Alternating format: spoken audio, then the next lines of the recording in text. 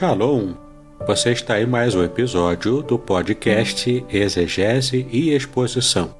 Exegese on demand para você.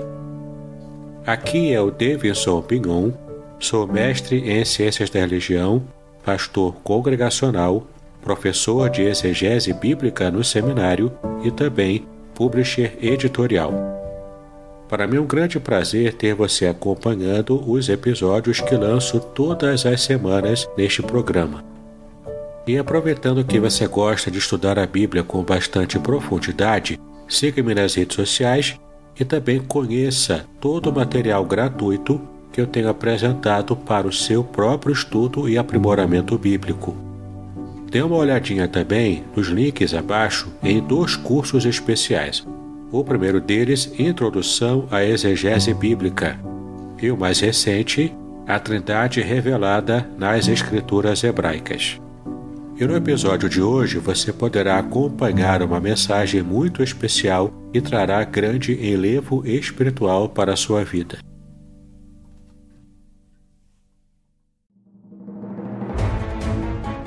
Podcast Exegese e Exposição. Exegese on demand para você.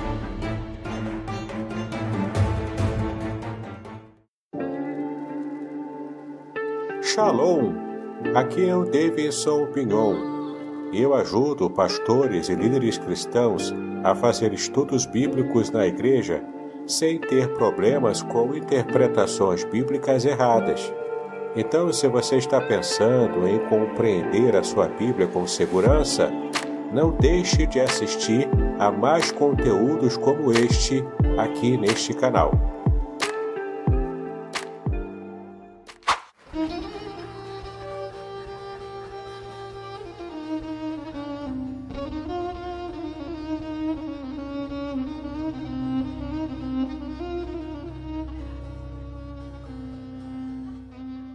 Shalom! Quero falar sobre o livro Revelações Originais do Salmo 23.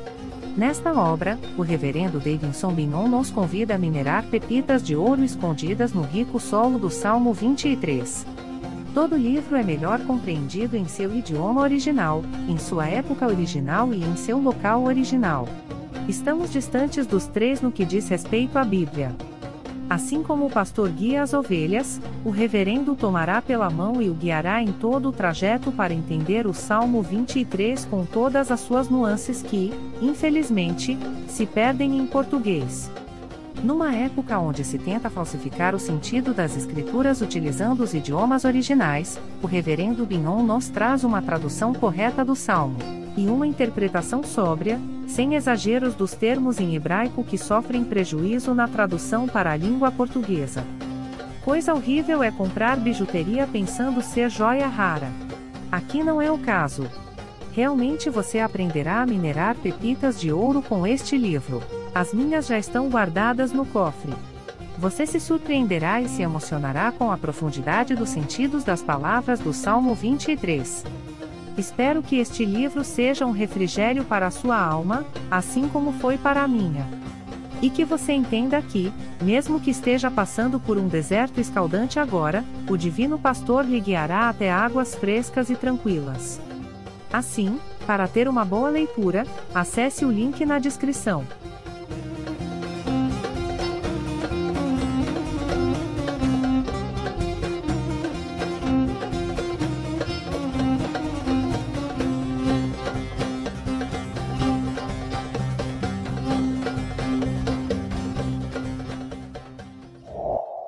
Pai, nós te exaltamos pelo privilégio que teremos agora de ouvir a tua palavra.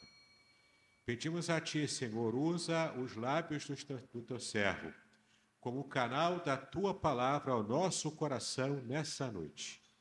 Que seja uma palavra impactante, uma palavra, ó Pai, também que possa trazer conforto espiritual àqueles que se encontram neste momento em situação, ó Pai, de dúvida ou de desespero. Usa o teu servo nesta noite, é como clamamos a ti, pedimos estas bênçãos em nome de Jesus, hoje e para sempre. Amém. Amém. Glória a Deus. Quem já sentiu a presença do Senhor aqui essa noite, Nós queremos dizer do privilégio de estarmos mais uma vez juntos, repartindo o pão sagrado, que é a palavra do nosso Deus. Nós, em alguns momentos, temos a percepção que Deus quer tratar algo especial quando nós estamos preparando a palavra do Senhor. E essa noite eu creio que o Senhor tem algo especial para tratar das nossas vidas. Para isso eu queria te convidar que você pudesse abrir a sua Bíblia. A primeira carta que Pedro escreveu, 1 Pedro. Nós vamos estar lendo no capítulo 1, a partir do verso 13. 1 Pedro,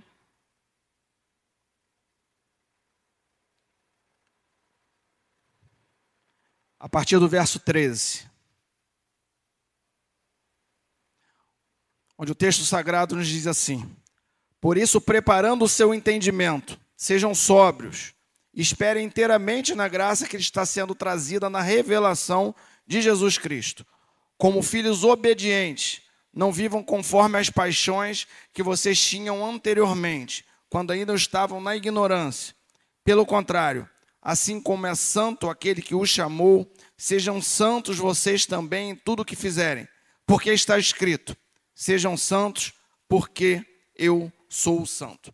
Vamos orar mais uma vez? Deus, mais uma vez diante do Senhor, nós queremos agradecer por essa oportunidade, agradecer pela essa noite, agradecer porque o Senhor nos conduziu até aqui.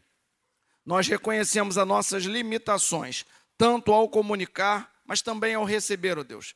Para isso nós queremos pedir a ação do Teu Espírito Santo nessa noite, que Ele tenha livre acesso, que Ele fale através, Senhor Deus, da minha instrumentalidade, e que pessoas aqui possam receber o toque do Teu Espírito Santo. Mas não só, Deus, as pessoas que estão aqui, também as pessoas que estão em casa, ou que mais tarde ou em outro momento vão ter acesso a essa gravação. Que tudo isso for falado aqui seja para glorificar o Teu nome, e que nossas vidas saiam daqui orientadas pelo poder da Sua palavra. Assim nós oramos, em nome de Cristo Jesus. Amém. Essa carta Pedro escreveu, e nesse momento nós conseguimos perceber a importância de Pedro no início da igreja. Ele era dos mais íntimos de Jesus. No tempo da sua jornada, ele teve alguns momentos de infelicidade, como aquele marcante episódio onde ele nega Jesus por 3 vezes. Pedro também, num outro momento, com Jesus, ele corta a orelha de Malco, um soldado, num ato de hostilidade. E o Senhor, por vários momentos nessa caminhada, orienta Pedro, por vários momentos ele dosa a forma que Pedro lida, o comportamento até rude que Pedro tinha.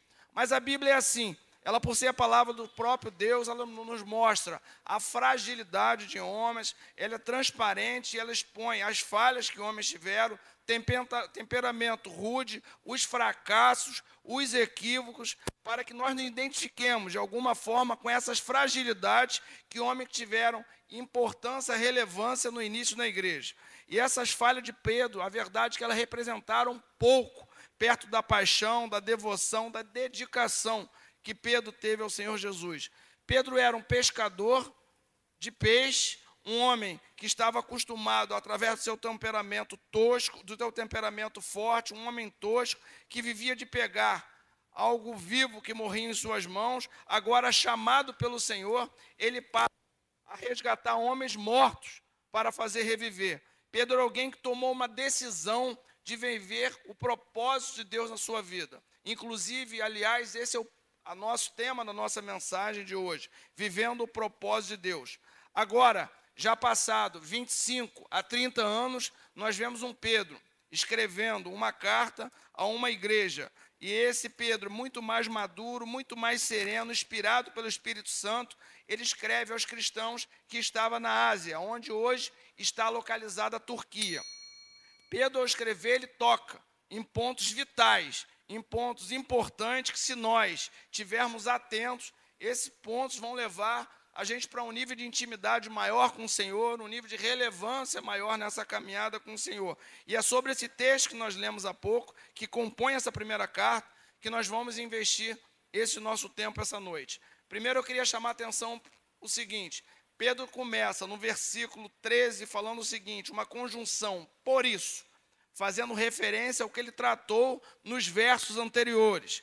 E ele fala que preparando o seu entendimento, e nesse ponto ele nos chama a atenção, que nosso entendimento, nossa mente precisa ser renovada, precisa ser ampliada, modificada diante das verdades do Evangelho. E antes dele começar a passar orientação aos cristãos que estavam ali naquele lugar, ele fala como deveria se comportar, como deveriam agir, ele explica o porquê que devem fazer. Primeiro, ele menciona que um comportamento correto se justifica pela grande misericórdia em Deus que nos regenerou e assim fez para que vivamos uma viva esperança em Cristo Jesus. Ele estava falando da vida eterna, no qual todo aquele que teve uma experiência com o Senhor vai gozar a partir do momento que estiver tomando a sua decisão, estiver optando por caminhar junto do Senhor. Logo depois ele alerta que podemos até mesmo por pouco tempo ser entristecidos por provações. Pouco tempo por quê? Porque a grande verdade é que o cristão não passa provação 24 horas por dia e 7 dias por semana. Nós temos momentos de turbulência, temos momentos de dor, momentos de desorientação, mas nós temos um Deus a quem recorrer. E por último ele declara que o alvo da nossa fé é a salvação das nossas almas. Logo após essas afirmações, agora sim ele começa o verso 13, que nós lemos com orientação para aqueles cristãos que estavam ali. E essas orientações servem para mim, servem para você nessa noite. Romanos 15:4 diz que tudo foi escrito por nosso exemplo, por nosso ensino, e nós precisamos estar atentando o que está escrito na palavra do Senhor, porque ela tem, com toda certeza, uma utilidade para os dias de hoje. Primeiro ponto, em primeiro lugar, o texto nos aponta que devemos ter uma vida de obediência e santidade ao nosso Deus. Olha o que ele fala no versículo 14. Como filhos obedientes, não vivam conforme as paixões que vocês tinham anteriormente, quando ainda estavam na ignorância. Pelo contrário, assim como é santo aquele que os chamou, sejam santos, como também tudo que fizerem. E ele usa, no verso 16, um texto de Levítico do Velho Testamento, porque está escrito, sejam santos, porque eu sou santo. Meu irmão, se tem algo que Deus valoriza, que Deus zela, é a nossa obediência a Ele. A verdade é que o Senhor espera que nós sejamos filhos obedientes, e isso para o nosso próprio benefício. A Escritura aponta todo o tempo para a obediência e pela expectativa que Deus tem em relação ao nosso comportamento. Quando o Senhor livra aquele povo de Israel, que estava cativo lá no Egito, há muito tempo preso, o Senhor fala o seguinte: vai ter prescrição, fiquem atentos o que eu vou tratar, fiquem atentos o que eu vou apontar para vocês. Em Deuteronômio 8, ele diz o seguinte: tenham cuidado de não se esquecer do que o Senhor seu Deus, deixando de cumprir os seus mandamentos, os seus juízos, os seus estatutos que hoje lhe ordeno. O povo de Israel deixou de ouvir. Uma caminhada que poderia demorar dias, demorou 40 anos. E facilmente eles chegariam ali num tempo menor. A prova que o Senhor Deus estariam com eles foi a todo momento perceptível. Deus conduziu eles no deserto, proveu o maná, não permitiu que as suas roupas, as suas sandálias se gastassem. A todo momento Deus estava acompanhando, mas eles não ouviram o Senhor. E lá em Hebreus 3, o escritor diz o seguinte: poucos puderam entrar na terra prometida por conta da incredulidade. A desobediência nos afasta do propósito de Deus, nos afasta dos projetos de Deus e nos leva para lugares áridos, lugares mais longos. Acabamos tendo caminhada nessa vida muito mais longa, pagando um pedágio muito mais caro, porque não vivemos o que o Senhor espera de nós. Tem áreas que não frutificam na nossa vida, tem áreas que não andam, tem áreas que não evoluem, porque nós vivemos uma vida de desobediência. E o outro ponto que vale ressaltar é que quando ouvimos a palavra desobediência, pensamos sempre em pecados de grandes vultos. Pensamos sempre em pecados que a gente acaba qualificando ou acaba, de alguma forma, trazendo um grifo maior, mas a verdade é que desobediência nada mais é do que fazer algo diferente do que o Senhor tem planejado para nós. A desobediência é não estar onde Deus estima, Deus espere que nós estejamos, e nós acabamos, por conta dessa desobediência, não vivendo o propósito que o Senhor tem para nossas vidas. Quando Deus aponta para Jonas para ir para Nínive, ele simplesmente se levanta e vai para Tarsis. Desobedeceu, sofreu duras consequências. Perceba o seguinte, ele não matou, não roubou, pecados que nós qualificamos como de maior vulto, mas ele estava em desobediência e por conta disso deixou de viver o propósito do Senhor na sua vida. Meu irmão, preste atenção se você está no lugar onde Deus espera que você esteja, se você está cumprindo o propósito do Senhor na sua vida, porque senão você vai alongar caminhos na sua vida, vai deixar de viver propósitos, vai deixar de viver promessas, porque o teu comportamento está fora do que o Senhor planejou para você. E aí nós vemos pessoas com falta de paz, com falta de alegria, com a saúde emocional abalada, sofrendo e acaba se distanciando dos propósitos de Deus. Nós precisamos nos atentar para não permitir que o inimigo das nossas almas destabilize as nossas famílias, destabilize as nossas vidas, inclusive vida financeira, matrimonial, vida familiar, porque nós deixamos de estar atentos ao que o Senhor prescreve para nós. Apesar de termos essa herança pecaminosa, herança essa que nós herdamos, isso está no nosso DNA, desde a criação, e Paulo toca nisso. Quando ele escreve aos Romanos, no capítulo 5, ele diz, pela desobediência de um só homem, muitos se tornaram pecadores. Paulo estava fazendo uma clara referência a Adão, que permitiu que o Senhor, naquele momento, o Senhor permitiu que ele usufruísse de tudo no Jardim do Éden. A única imposição que o Senhor fez foi apenas uma restrição, que não tocasse na árvore do bem e do mal. E ele toca. E por conta daquela atitude, o pecado entrou no mundo, e o pecado veio à morte, e assim a morte passou a toda a humanidade.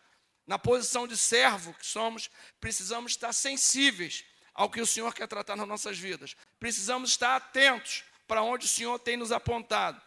E Deus estabelece limites, e nós precisamos também estar nos atentando para esses limites, para essas prescrições. Se não entendermos, teremos perda. Teremos uma vida de sofrimento, teremos uma vida de dor, teremos uma vida alongada nos nossos propósitos e projetos, porque não estamos ouvindo o que o Senhor quer tratar nas nossas vidas. Essas palavras que ouvimos e conhecemos precisam nos levar a um nível de decisão favorável ao Senhor, precisam nos impulsionar para termos um comportamento pronto, um comportamento mirando aquele que pode nos trazer uma vida de paz, uma vida de alegria. E esse comportamento é fundamental, porque às vezes nós declaramos o amor ao Senhor, nós que somos cristãos, declaramos, conhecemos a palavra, mas temos um comportamento longe, temos uma forma de agir nos nossos dias, no nosso trabalho, na nossa vizinhança, na nossa família, diferente do que o Senhor espera de nós.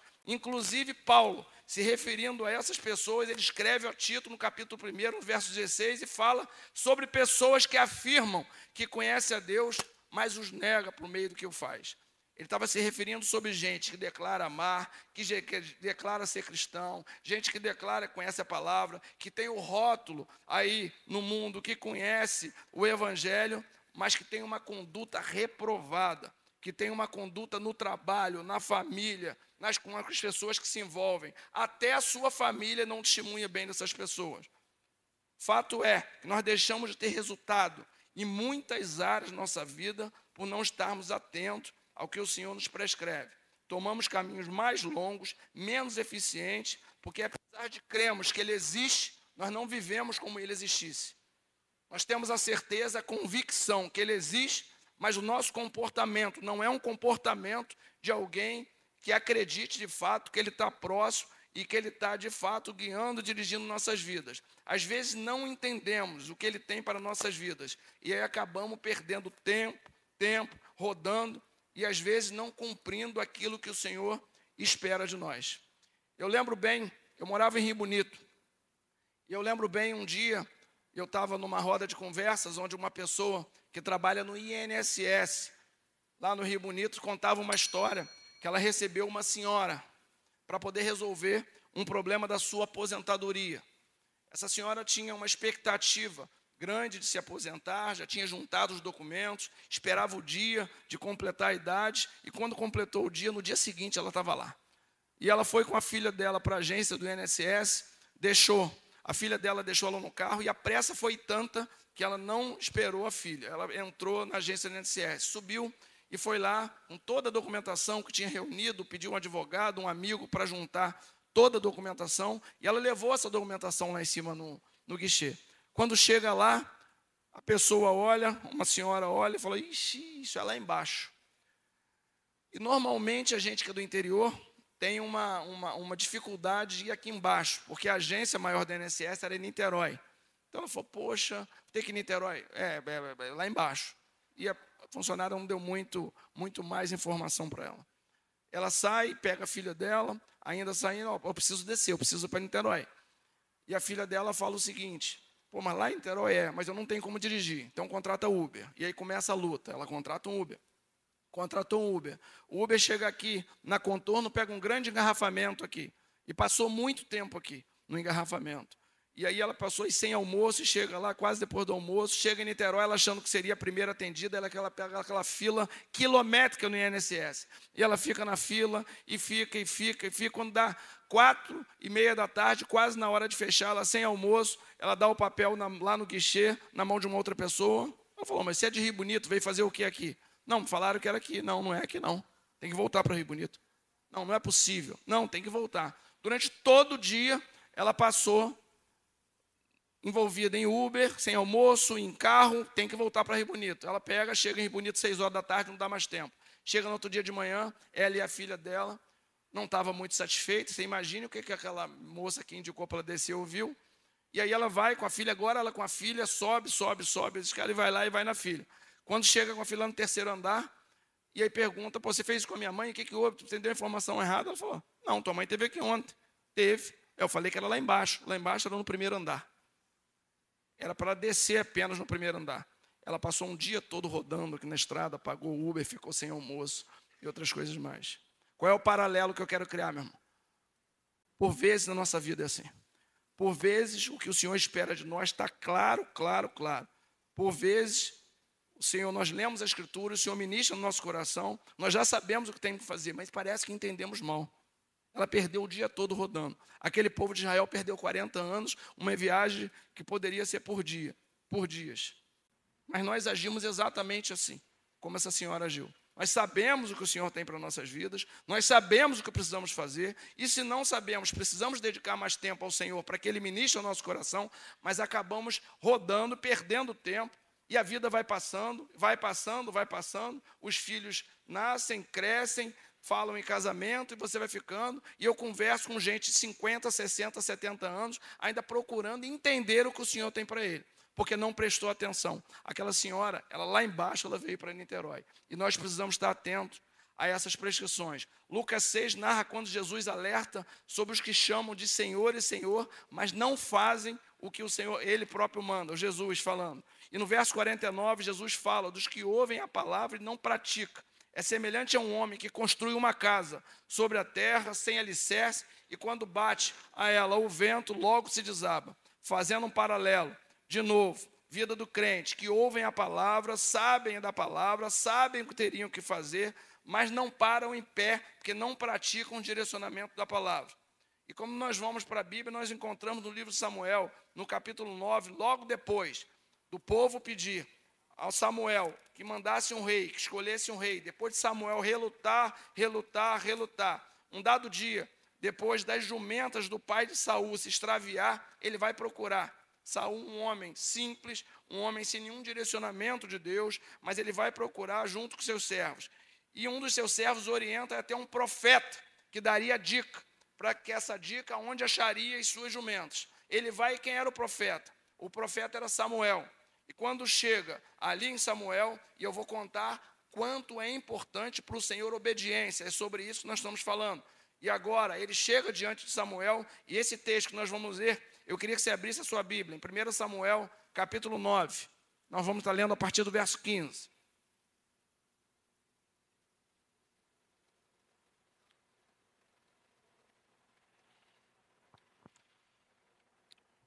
Saul, rodando com seus servos, perde as suas jumentas, vai a pedido do pai procurar as jumentas, e agora ele chega diante de Samuel. 1 Samuel 9, a partir do verso 15. O texto sagrado nos diz o seguinte: Ora, Um dia antes de Saul chegar, o Senhor tinha revelado isso a Samuel, dizendo: amanhã a essas horas enviarei a você um homem da terra de Benjamim, o qual você ungirá por príncipe sobre o meu povo de Israel, e ele o livrará, o meu povo, das mãos dos filisteus, porque eu olhei para o meu povo, pois o seu clamor chegou até a mim. Quando Samuel viu a Saul, o Senhor lhe disse: eis um homem de quem lhe falei, este dominará sobre o meu povo. Mantenha sua Bíblia aberta. Logo no capítulo seguinte, vimos um Saul, um homem simples, ungido por Samuel, amando do próprio Deus. Perceba que quem escolhe Saul é o Senhor, usando Samuel, a instrumentalidade de Samuel.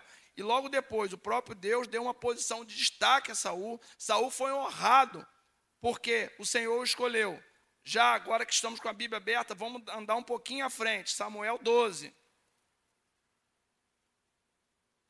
Em Samuel 12, Samuel, agora, recebendo da parte do Senhor, ele passa uma orientação a todo o povo, inclusive para Saul. Se vocês temerem ao Senhor, se o servirem, se derem ouvidos à sua voz e não forem rebeldes ao seu mandato, e seguirem o Senhor seu Deus, tanto vocês como o rei que governa sobre vocês, referência a Saul, então tudo lhe irá bem. O reinado de Saul vai muito bem, mantenha a sua Bíblia aberta. O reinado de Saul vai muito bem, ganha as batalhas, tudo ia caminhando bem, o povo tinha prosperidade, o povo tinha calmaria, até que ele dá a primeira pisada na bola. Estou falando agora de Saul. Saul já ungido rei, ele dá a primeira pisada na bola, fazendo um sacrifício, sem esperar Samuel, conforme Samuel tinha ordenado, através do que recebeu de Deus. E aí o verso aparece agora, Saul justificando o seu erro. Um pouquinho mais à frente, Samuel 13, verso 12. Samuel 13, verso 12, diz o seguinte: eu disse comigo, agora os filisteus virão contra mim em Gilgal, e ainda não busquei a face do Senhor. Isso é Saul começando a justificar. Assim, forçado pelas circunstâncias. Dá uma pausa. Meu irmão, tem gente desobedecendo porque alega que está sendo forçado pelas circunstâncias. Forçado pelo patrão, pelo emprego, pela dificuldade de vida, pelo cônjuge, pela necessidade de criar os seus filhos. Olha o que Saul está falando agora. Eu fui forçado pelas circunstâncias para ele não obedecer. Vamos continuar. A oferecer holocausto. 13. Então Samuel disse a Saul: você cometeu uma loucura, não guardando o mandamento que o Senhor, seu Deus, lhe ordenou, pois o Senhor teria confirmado para sempre o seu reinado sobre Israel. Agora já no capítulo 15, não precisa abrir, Saul tem uma nova oportunidade. O Senhor ordena que ele lute contra os amalequitas, porque os amalequitas se colocaram na frente deles quando saíram do Egito. O Senhor ordena que mate todos, sem exceção, matem mulheres, crianças de peito, idosos, matem todos. Saul sabe o que faz? Leva 210 mil homens para lutar. Luta, ganha. Agora, da cabeça dele, ele resolve trazer o príncipe, o rei, os amalequitas, e resolve também trazer os animais mais gordos, os animais cevados, da cabeça dele. Às vezes nós agimos assim, meu irmão. Deixamos de ouvir o que o Senhor quer tratar de forma clara e começamos a embaçar os nossos pensamentos e perdemos a bênção. Perceba que esse Saul foi um Saul que era abençoado, era um Saul que foi escolhido pelo Senhor, e olha o que vai acontecer agora. Agora, o mesmo que escolheu e ungiu e fortaleceu Saul, é o mesmo que, por conta do comportamento de Saul, diz agora o seguinte, 1 Samuel 15, 11, lamento haver construído Saul como rei, porque deixou de me seguir e não executou as minhas palavras. O mesmo Deus que mandou ungir, por conta do comportamento, é o mesmo Deus que fala o seguinte: eu lamento ter te construído como rei. Eu estou querendo te mostrar o seguinte, meu irmão, o seu comportamento ele é decisivo para você viver o propósito, as promessas do Senhor. Às vezes nós estamos pensando que essas coisas é fruto do acaso. Nós estamos pensando que isso é fruto de uma explosão. Nós estamos pensando que é fruto de uma coincidência. Mas a verdade é que por o Senhor, Ele nos abençoa e a motivação deles é continuar nos abençoando, mas Ele quer e precisa que nós obedeçamos e precisa que essa obediência esteja ligada à paixão, esteja ligada ao amor, esteja ligada à dedicação. Amém, meu irmão? Está todo mundo entendendo? Nós precisamos construir um sentimento em relação ao Senhor para que essa obediência flua naturalmente. A nossa obediência não pode ser apenas motivada pelas bênçãos que nós vamos receber aqui nessa vida. Aliás, Paulo escreve exatamente sobre isso aos Coríntios, fala o seguinte: se a nossa esperança em Cristo se limita apenas a essa vida, nós somos as pessoas mais infelizes desse mundo. A NVI traduziu da seguinte forma, a Nova Versão Internacional, que nós somos o mais digno de compaixão. E outras versões que somos mais miseráveis de todos os homens. A obediência tem por consequência bem-aventurança em todas as áreas. Vida de obediência tem por consequência, vida de desobediência tem por consequência distância de Deus, fracasso, desilusão. A nossa obediência precisa ir além das circunstâncias, dos momentos que vivemos, da nossa comodidade. Nós vemos homens que abriram mão de tudo e resolveram sofrer o dano para ser obedientes. Nós vemos aquele amigo de Daniel, Mesaque, Sadraque e Abidnego. Depois de ter uma segunda oportunidade para não negarem a todos aqueles outros deuses, a todo aquilo que precisava se curvar, e teriam punições, teriam dificuldades, eles não fizeram. Eles preferiram ser firmes, ser fiéis a esse Deus. Eles foram colocados na fornalha. Mas a palavra fala que o fogo não teve força sobre eles. O fogo não trouxe mal nenhum a eles. Nós vemos um José parar na prisão, aquilo que seria um tempo de caos, apenas porque a mulher de Potifar assedia. Sabe o que ele fala? Como faria isso contra o meu Deus? Como faria isso contra o meu Deus? Falou o seguinte: manda para onde você quiser. Aquilo que seria o caos para a vida de José, sabe para que serviu? Foi um grande estágio. Foi um grande aprendizado. Foi alguém que passou um período de aprendizado para depois ser um dos maiores governadores que nós já vimos. Meu irmão, Deus zela o tempo todo por nós. E nós precisamos ter uma vida de obediência, independente das circunstâncias, independente do momento, independente das dificuldades. O mesmo Pedro, que escreveu essa carta que nós estamos lendo, no capítulo 3, ele escreve o seguinte: porque os olhos do Senhor repousam sobre os justos, e os seus ouvidos estão abertos, sensíveis às suas súplicas. Se você quer prosperar em qualquer área, seja financeira, seja matrimonial, seja familiar, seja na criação dos seus filhos, você precisa estar atento e cumprir o que Deus espera de você. Você precisa ter a certeza que os olhos do Senhor estão repousando sobre a sua vida e Ele vai cumprir o que Ele prometeu. Amém, irmão? Nós cremos nisso. Segundo lugar, Pedro nos orienta o seguinte: amar intensamente uns aos outros. Pedro, ao escrever a carta, ele começa a se posicionar em relação ao que ele sabe que vai trazer uma vida de mais proximidade, uma vida de mais correção e, por consequência, uma vida de melhor aventurança. E agora eu estou na continuação daquela carta que nós lemos. Estou de novo em 1 Pedro. Eu queria ler com você a partir do verso 17. 1 Pedro, capítulo 1, verso 17.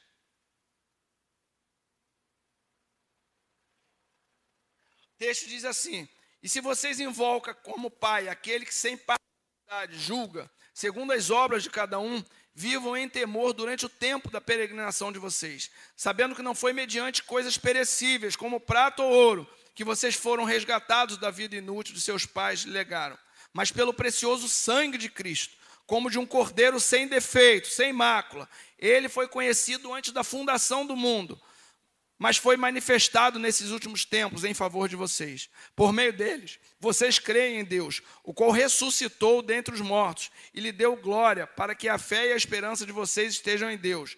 Agora presta atenção: tendo purificado a alma pela obediência, pela verdade, com vista ao amor fraternal, não fingido, amem intensamente uns aos outros de coração puro. Primeiro ele começa afirmando que Deus vai nos julgar segundo as nossas obras. E depois ele aponta para a necessidade de cumprirmos a expectativa de Deus para que nós possamos nos amar uns aos outros. Meu irmão, existe um ministério que deve fazer parte da vida de todo cristão. E esse ministério se chama amor. Inclusive lá no Evangelho de João, o próprio Jesus diz o seguinte: o meu mandamento é esse, que vocês amem uns aos outros, assim como eu os amei. Paulo, quando escreve os Efésios, diz que nós fomos salvos, não fomos salvos pelas obras, mas logo no verso à frente ele diz o seguinte: mas para as boas obras. Apocalipse, 14, 13 diz o seguinte: quando nós partirmos desse mundo, a única coisa que vai nos acompanhar são as nossas boas obras. Meu irmão, o mundo se tornou autônomo, individualista, egoísta, e nós estamos envolvidos neles. E por vezes nós também nos achamos bom de bola, nós nos achamos também independentes, nós nos achamos também dono do nosso nariz, nós nos achamos acima do bem e do mal. E acabamos esquecendo que o Senhor tem uma expectativa em relação ao nosso comportamento. Se algo que o Senhor aponta e valoriza é como lidamos ou como nós lidamos com nossos irmãos. O Senhor tem expectativa que a igreja do Senhor se abençoe. O Senhor tem expectativa que a gente tenha a noção que essas obras, o nosso comportamento, nós levaremos ela. E ele fala o seguinte: fica atento, você vai ser julgado por isso. Na terceira epístola de João, capítulo único, nós vemos um homem chamado Gaio. Gaio, seu nome foi parar nas Escrituras pela forma que ele agradava a Deus com o seu comportamento. Não precisa abrir. 3 João 1 diz o seguinte: amado, você é fiel no que está fazendo pelos irmãos. Nome de Gaio. Apesar de serem desconhecidos, eles falavam à igreja a respeito do seu amor. Você fará bem e se encaminhar a sua viagem, tem encaminhado a sua viagem de um modo agradável a Deus. Gaio era um homem que tinha um comportamento correto, fazia o que era bem, mesmo a quem não podia retribuir. Ele estava fazendo bem a estrangeiro. Por vezes nós somos até razoáveis. Nós somos razoáveis para o de casa, para a nossa família, para a pessoa que nós gostamos, para as pessoas que convivem com a gente. Meu irmão, quantas vezes você pagou um almoço para uma pessoa que não tem tanta relação com você? Quantas vezes você chamou alguém da igreja, alguém perto da sua casa, algum familiar, para abençoar ele com uma oração? Quantas vezes você chamou alguém que você não está tão próximo para você, para dar um presente? Nós somos egoístas, nós acabamos esquecendo que nós seremos julgados pelas nossas boas obras. O amor que declaramos precisa vir seguido de obra, de ação. Nós precisamos nos movimentar. A nossa declaração de amor sem obras, ela é inútil. Não vale de nada. Aquele discurso que nós amamos, aquele discurso que nós amamos todos, que nós somos cristãos, por isso nós amamos, se elas não tiverem obra, de nada vale. É papo furado. E nós precisamos ter um comportamento, e o Senhor espera isso de nós, que nós possamos ser instrumentos para abençoar os outros. A nossa situação, seja ela qual for, não pode trazer limitação para nós sermos bênção na vida dos outros. Quando nós vamos lá em Atos dos Apóstolos, no capítulo 9, conta a história de Dorcas. Vocês sabem o que Dorcas era, meu irmão? Era costureira. Nada que é uma sala de costura, um ateliê, ou a própria profissão. Mas normalmente, ou provavelmente, ela não tinha dinheiro tão sobrando assim para abençoar a todos. Mas a palavra usa uma frase assim: ela era notável pelas suas boas obras. Quando Dorcas morre, vai muita gente chorar na casa de Dorcas. Fala assim: essa mulher era diferente, essa mulher tinha compromisso. Provavelmente, ela era alguém que ia criando seus recursos para abençoar outros. A sua profissão não foi limitadora para poder abençoar outros. E por vezes, nós achamos que só podemos abençoar se nós tivermos sobra. Mas a verdade é que essa sobra só vai vir a partir do momento que nós fomos abençoadores. Nós precisamos entender que o reino de Deus tem suas próprias regras. O reino de Deus tem o seu próprio padrão. E no reino de Deus é melhor dar do que receber. Pedro, no capítulo 2, Jesus diz o seguinte, que nós deixamos de exemplo para que sigamos os seus passos. E nós precisamos estar atentos a isso. Meu irmão, eu tenho uma propriedade. E o negócio principal da minha propriedade é gado. E todas as outras atividades que eu tenho na propriedade, eu denomino como secundária para abençoar outros. Preste atenção nisso. Todas as outras. Então, normalmente o meu carro, normalmente o banco do meu carro tem coco, ovo, mel, tem queijo, tem leite, tem laranja e outras coisas mais. E meu compromisso é não vender essas coisas secundárias. Então, vizinho, irmãos, amigos, eu costumo abençoar. Tem gente que come um ovinho da roça sem ter galinha, sem ter nada no quintal, sem precisar comprar ração. E que beleza, e a gente dá para as crianças, a gente dá para os conhecidos, e dá para o vizinho de porta, e dá para os colaboradores. E chegou uma determinada época que o ovo era tanto, que quanto mais eu dava os ovos, mais as galinhas botavam. Eu levava para o refeitório, eu dava para os funcionários comer, eu trouxe para o DAC, eu trouxe para os amigos, e quanto mais eu dava, e mais as galinhas botavam. E eu olhava aquilo, era sobrenatural. Só tem que um dia eu tomei uma decisão, que decisão infeliz. Eu falei assim, as galinhas estão botando muito, eu vou começar a vender os ovos. E resolvi levar uns ovos para a minha loja. A minha mulher falou um dia, eu lembro bem, saindo da garagem, ela falou assim, mas você precisa disso? Eu falei, amor, mas está botando muito, eu não tenho. E eu achei, a ração está cara, eu vou levar os ovos para a loja. Meu irmão, os irmãos ficaram com água na boca, os irmãos deixaram de receber. E sabe o que aconteceu? Parece que alguém foi no ouvido da galinha sussurrar, para de botar, porque agora ele passou a vender os ovos. Meu irmão, eu nunca vi que crise de ovo. Eu deixei de ter os ovos, os irmãos deixaram de ser abençoados, os deixões deixaram de estar, de alguma forma, compartilhando dessa bênção comigo, e provavelmente essas galinhas devem estar rindo de mim. Eu falei, vou parar de fazer força, o homem passou a vender agora. E as pessoas deixaram de ser abençoadas. Enquanto eu me dispus a abençoar, sobrou ovo, tinha ovo para tudo quanto é lugar, eu levava ovo, nunca vi tanto ovo, as galinhas botavam, tinha mais ovo do que galinha. A partir daí eu resolvi fazer graça, eu falei agora eu vou pegar, eu vou vender os ovos, secou os ovos. Mas não tem problema não, eu aprendi a lição, eu comprei mais pintinho, eu comprei tudo, daqui uns dias tem ovos. Mas eu estou querendo te mostrar o seguinte, quando nós nos dispomos a dar, como nós dispomos a abençoar, e sobre isso que Pedro estava falando. Pedro queria que cada cristão que tivesse noção desse compromisso. Quanto mais você for abençoador, mais Deus vai te abençoar. E nós precisamos entender esse padrão que o Senhor cria no reino. E nós precisamos dar, e o Senhor tem um compromisso de nos reabastecer. Mas nós não podemos nos fechar a essa realidade. Paulo, quando escreve aos Coríntios, ele fala, no seu capítulo 2, na segunda carta, no capítulo 9, ele diz o seguinte, é Deus que dá a semente ao que semeia e pão para alimento. Também Ele suprirá e aumentará as sementes e multiplicará os frutos da justiça de vocês. Meu irmão, tem bênção que nós recebemos que são verdadeiras sementes para ser lançado no reino. Não é para comer. Às vezes, além de comer o pão, nós queremos comer a semente.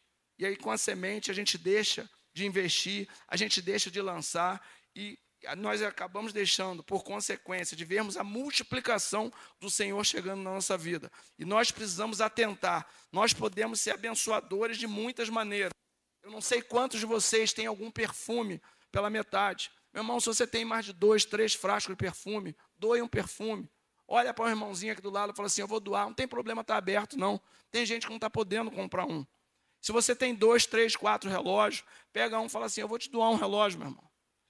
Pega depois da escola dominical, escolhe um irmão que você não tem tanta intimidade, fala assim, eu vou te levar para almoçar, onde você gostaria de almoçar hoje? Paga o almoço dele.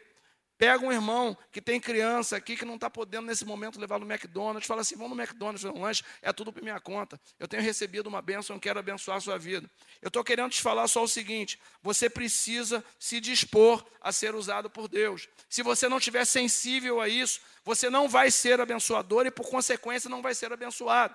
E essa regra, esse padrão é do reino. Quem está falando que existe semente para serem lançadas e para você comer só o pão, é o próprio Senhor. Só tem que você estar comendo pão e comendo a semente e não está vendo a multiplicação chegar na tua casa.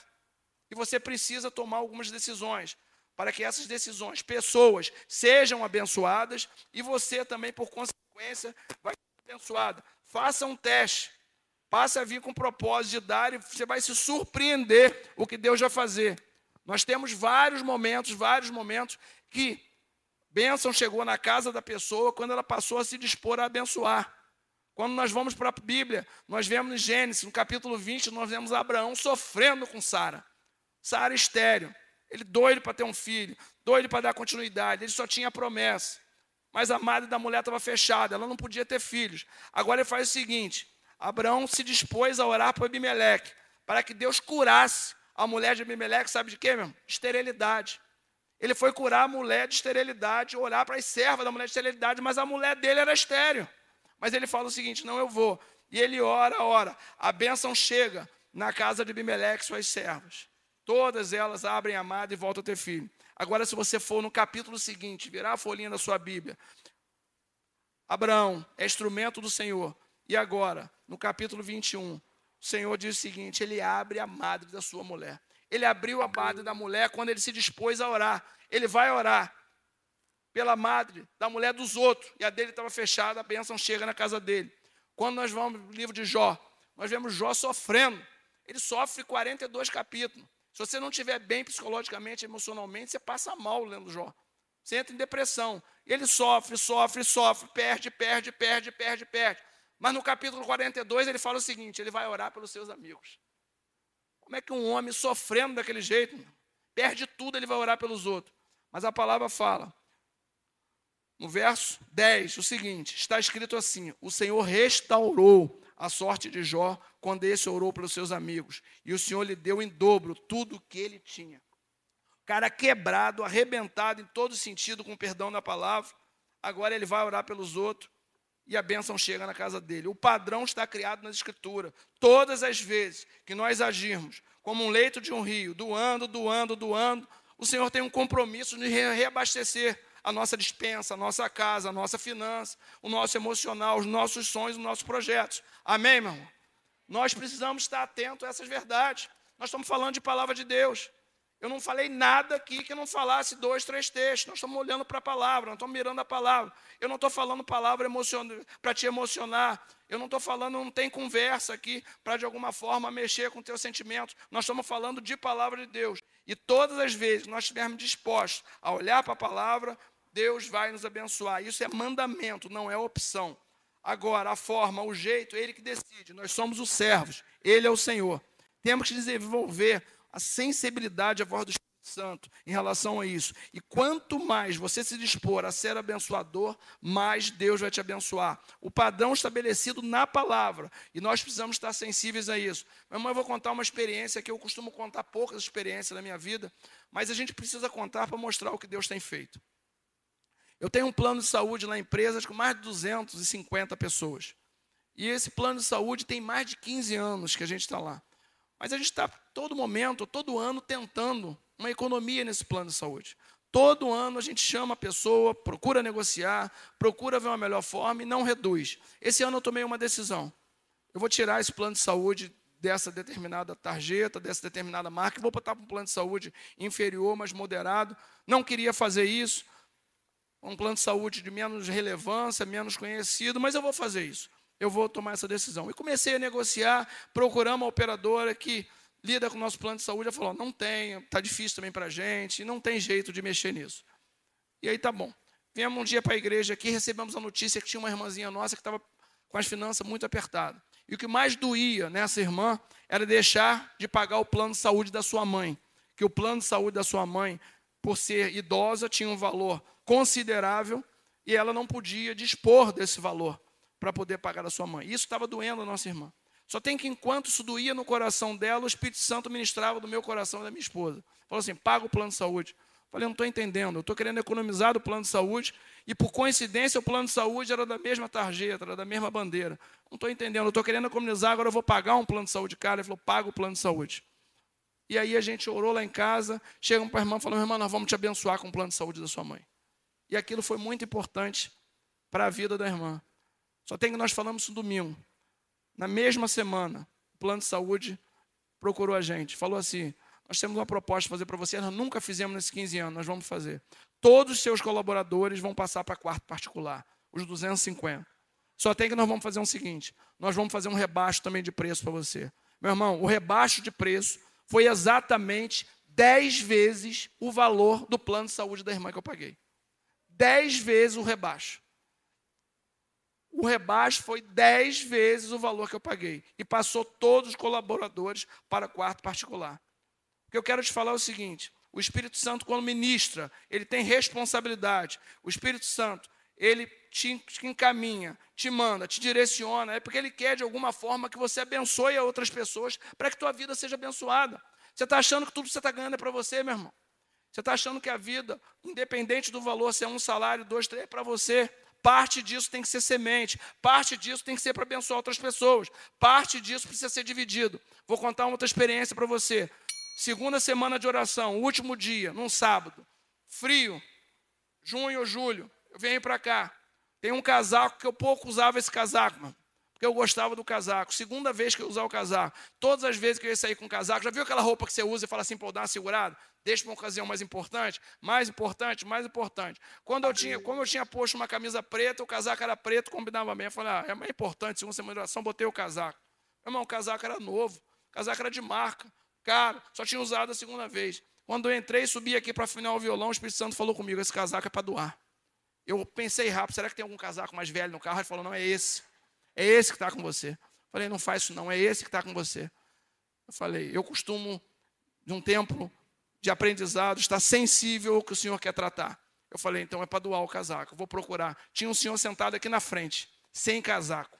Eu desci.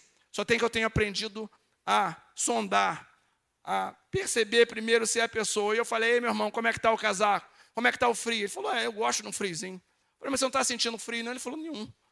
Eu sinto bem assim, casaco me abafa. Eu falei, será que eu entendi errado? Subi de novo. O Espírito Santo falou, não, esse casaco é para doar.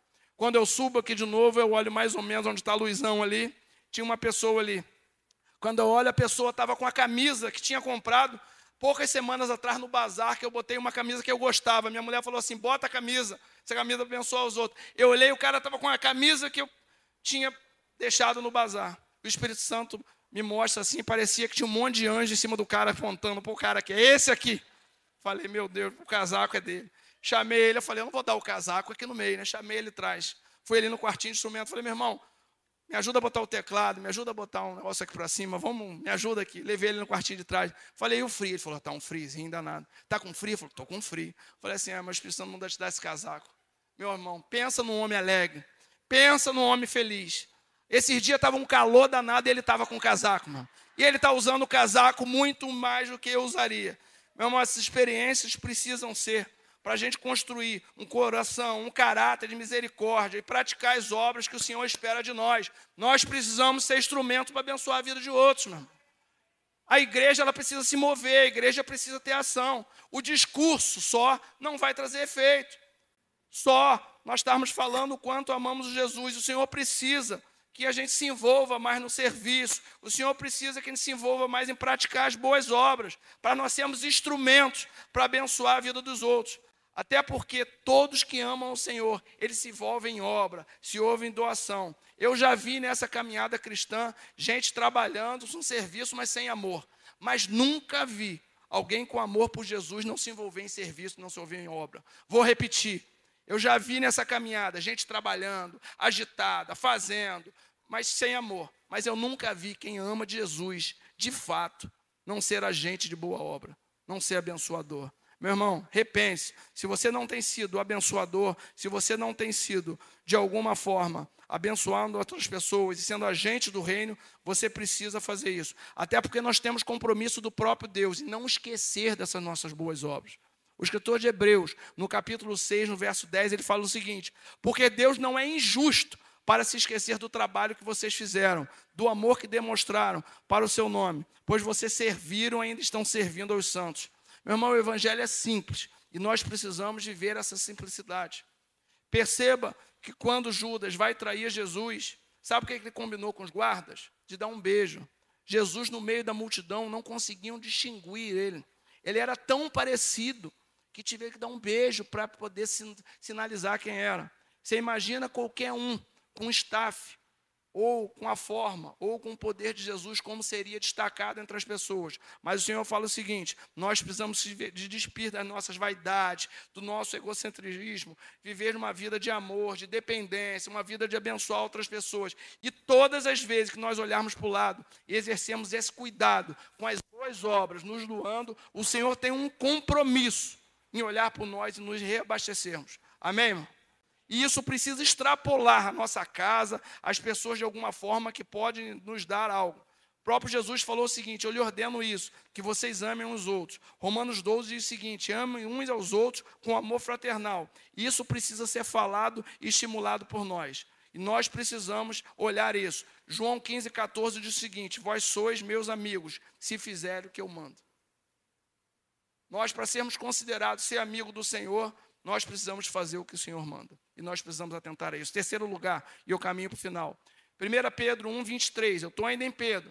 E aí eu já estou caminhando no final, naquele mesmo texto. 1 Pedro capítulo 1, verso 23, diz o seguinte: porque vocês foram regenerados, não de semente corruptível, mas de semente incorruptível, mediante a palavra de Deus, a qual vive permanentemente. Por quê? Toda a humanidade é como a erva do campo, e toda a sua glória é como a flor da erva. E agora Pedro cita um texto do Novo Testamento, Isaías 40. A erva seca, a flor cai, mas a palavra do Senhor permanece para sempre. E essa palavra é o evangelho que foi anunciado a vocês. Eu vou precisar falar rápido, você precisa me ouvir rápido. Quando jovem eu lembro, nós cristãos tínhamos apelido de quê? De Bíblia. O pessoal chamava a gente de Bíblia, já vai os Bíblia. Mas não era Bíblia porque a gente carregava tão somente a Bíblia de papel embaixo do braço, não. É porque, de fato, nós líamos mais a Bíblia, tinha concurso, tinha uma série de coisas que, honestamente, eu acho que nós tínhamos um tempo maior de dedicação. E nesse tempo que nós vivemos, nós acabamos, de uma forma geral, não investindo tempo para ouvir o que o Senhor quer tratar com nossas vidas. A verdade é que nosso distanciamento da palavra, por vezes, é grande. Nós acabamos até duvidando que o Senhor pode falar através dessas letras aqui no papel.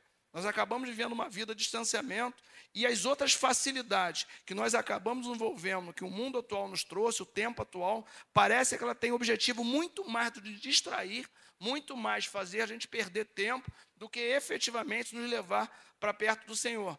Eu lembro que antigamente, quando a gente ia fazer um almoço como esse de hoje, se preparava o almoço 2 dias antes. Tinha que acender lenha, botar feijão não sei aonde, não tinha panela de pressão, não tinha mais outras coisas. Nós temos uma passagem de Atos Apóstolos que Pedro vai para cima do telhado esperar fazer o almoço, tanto era o tempo que ia demorar. Eu lembro que, normalmente, isso demorava dias, 2, 3 dias de planejamento. Hoje falta paciência para a gente para os 4 minutos do miojo. A gente fica lá olhando e está achando que está demorando. A gente pega hoje, nós temos a facilidade de telefone celular, de comunicar onde a gente quiser. Eu lembro quando novo, eu ia para Silva Jardim com meu pai tinha um Jeep e a gente morava aqui do lado. Essa viagem demorava um dia inteiro para ir para Silva Jardim, a gente preparava, fazia sanduíche, fazia farnel, fazia uma série de coisas.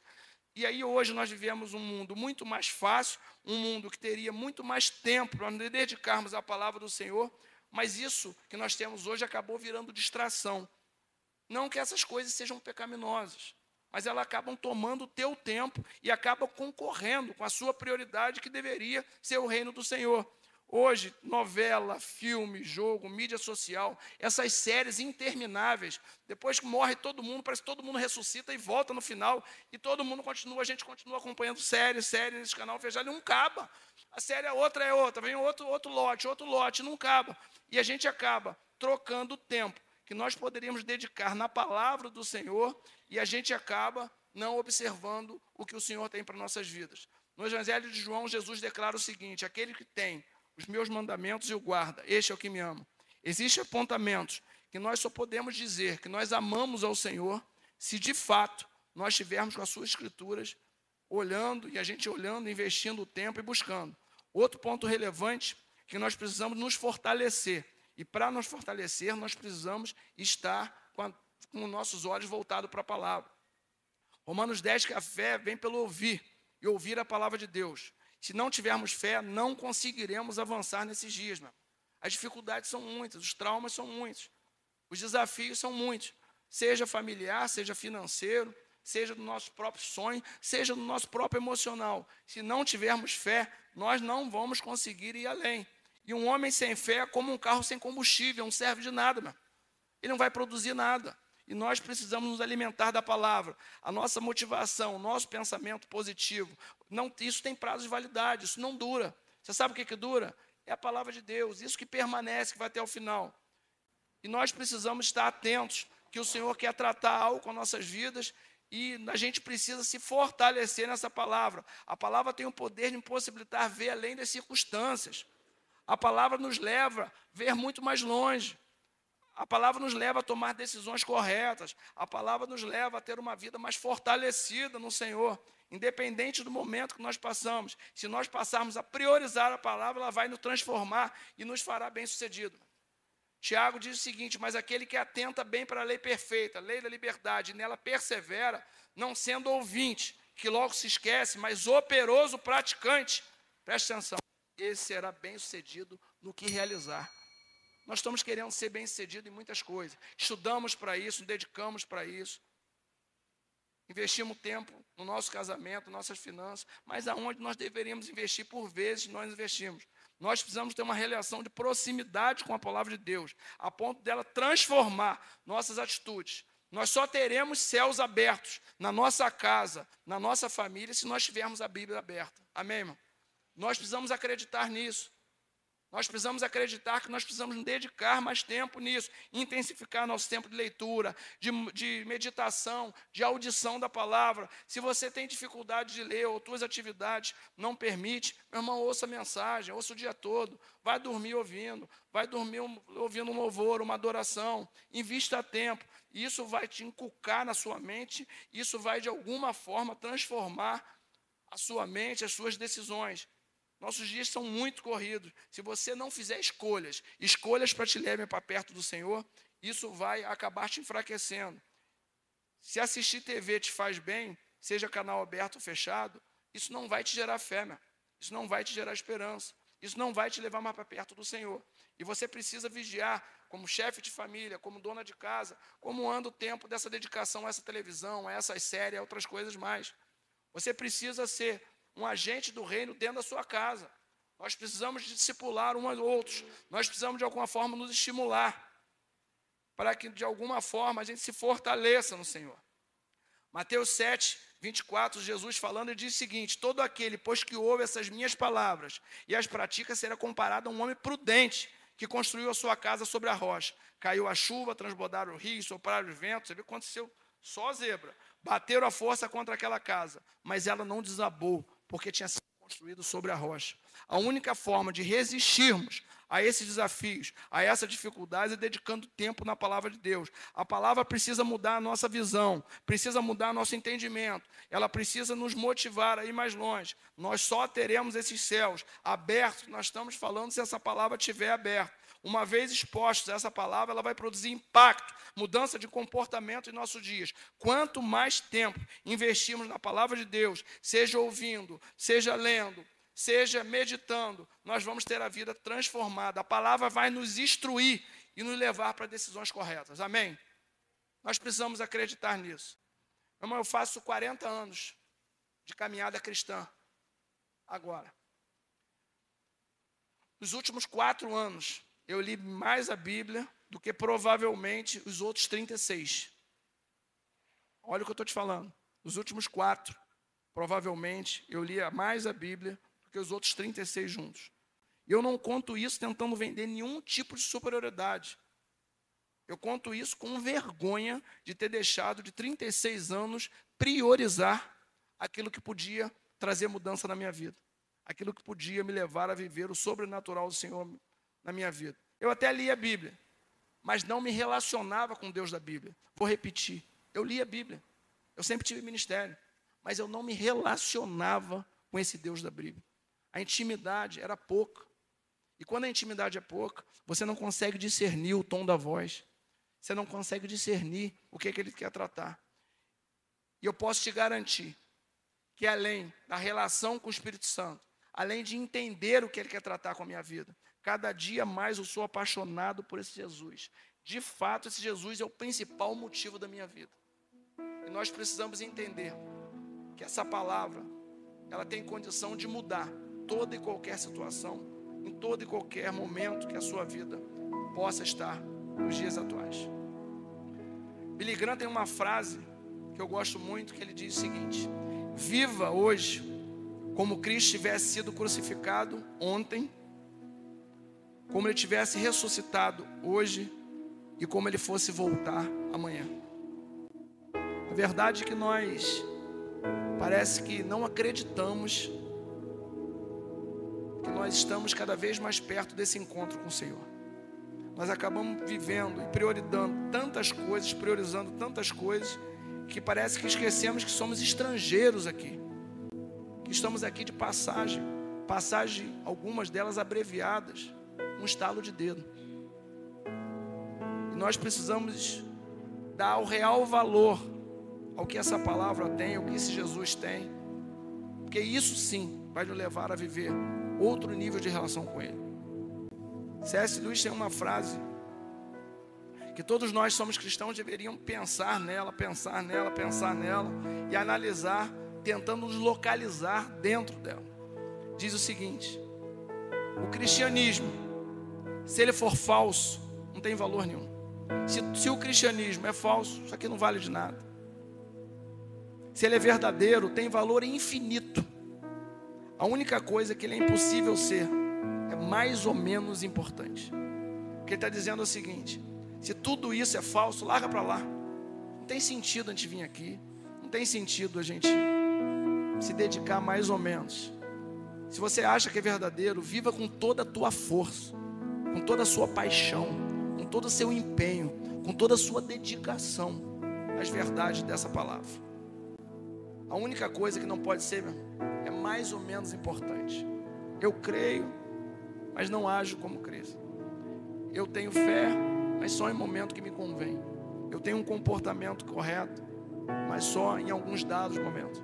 E acabo não vivendo o propósito que o Senhor tem para nossas vidas. Preste atenção nisso, meu.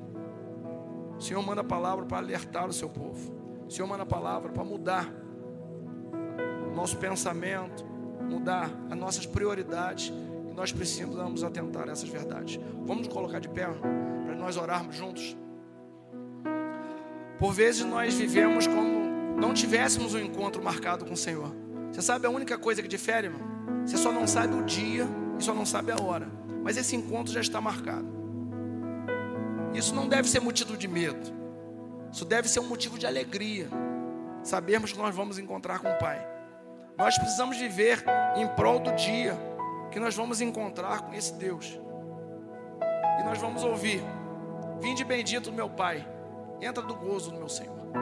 Isso deve ser algo que deva mover o nosso coração, mover nossos dias, mover tudo que nós vamos fazer durante a nossa semana.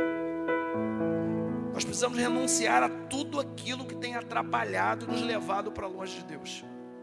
Cada um tem uma dificuldade, não é fácil não. Quem está falando para você viveu 36 anos comendo o básico, fazendo raso, vivendo raso, em níveis mais rasos possível.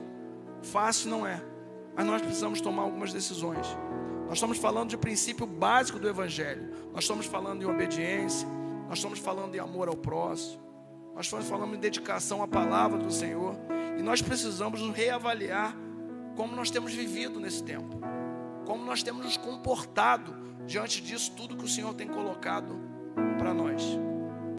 Isaías 60 fala uma coisa que é muito marcante para mim. Ele fala o seguinte: levanta-se e resplandeça, porque já vem a sua luz e a glória do Senhor está raiando sobre você. A Bíblia fala muito sobre levantar, pessoas que levantaram.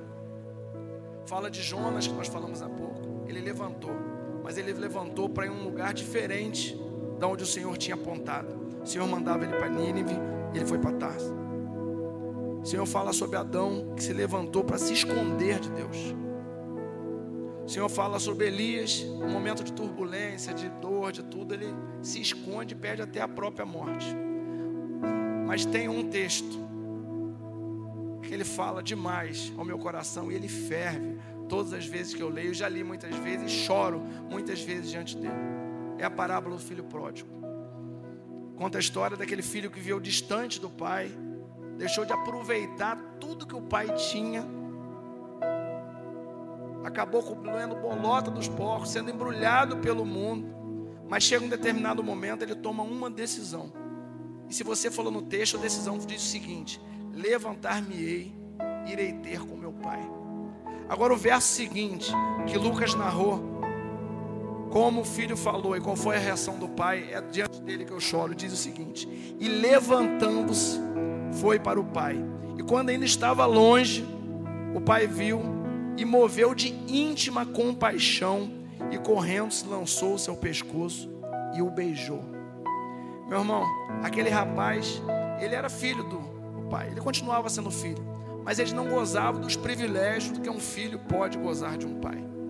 Ele não tinha as bênçãos, ele não experimentava a intimidade, ele estava longe. Mas ele, quando voltou, o pai não perguntou a ele onde ele andou, o pai não perguntou a ele o que ele fez, O pai não perguntou a ele aonde ele gastou o seu dinheiro. O pai não quis saber de nada. Há 4 anos atrás, quando eu voltei, o pai não olhou para mim, botou o dedo na minha ferida, botou o dedo na ferida e falou assim: o que você estava fazendo durante 36 anos? Quando eu voltei, para ter uma vida de mais intimidade, maior dedicação, ele estava de braços abertos para me acolher. Eu creio que o Senhor está levantando a igreja dele para um novo tempo. Eu creio que nós estamos sendo levantados até por estarmos aqui num dia de hoje, escolhermos estarmos aqui. Nós queremos algo a mais com o Senhor. Nós queremos viver esse sobrenatural do Senhor em nossas vidas. E a exemplo daquele filho que queria aumentar a relação de tempo com seu pai e se lançou de todo o coração, eu creio que tem pessoas aqui essa noite que queiram aumentar a sua relação com o pai. Tem pessoas aqui que ouviram e falaram assim: eu preciso viver mais perto do Senhor. Tem pessoas aqui que disseram o seguinte para si mesmo: eu preciso tomar jeito em algumas questões, eu preciso tomar atitude em algumas questões. Eu queria que você estivesse orando nesse momento, fechasse os seus olhos, e eu queria orar especificamente para quem quer tomar uma decisão de estar mais perto do Senhor, que já é filho, que já é cristão, que já trabalha na casa do Senhor, que já tem cargo, que já se envolve com o Senhor, mas percebe o seguinte: eu preciso ir um pouco além. Eu preciso, como aquele filho, tomar uma decisão de falar para o pai: pai, eu quero viver isso na minha vida. Meu irmão, eu acredito que decisões que nós tomamos na casa do Senhor, ela pode virar decretos no reino. E para isso e por isso, eu estou nesse momento falando o seguinte: se você é uma dessas pessoas, eu queria que aonde você está, enquanto a igreja ora, mesmo você sendo daqui, mesmo você sendo cristão, mesmo você já sendo há muitos anos como eu fui, mas entende que precisa fazer um pouco mais, que precisa se dedicar um pouco mais, eu queria que você levantasse a sua mão onde você está, que eu quero orar por você. Deus abençoe. Deus abençoe. Deus abençoe. Deus abençoe, meu. Deus abençoe. Deus abençoe. Deus abençoe. Deus te abençoe, meu. Deus abençoe. Deus te abençoe. Deus te abençoe. Deus te abençoe, meu. Deus te abençoe. Deus te abençoe. Pode abaixar a tua mão. Deus te abençoe.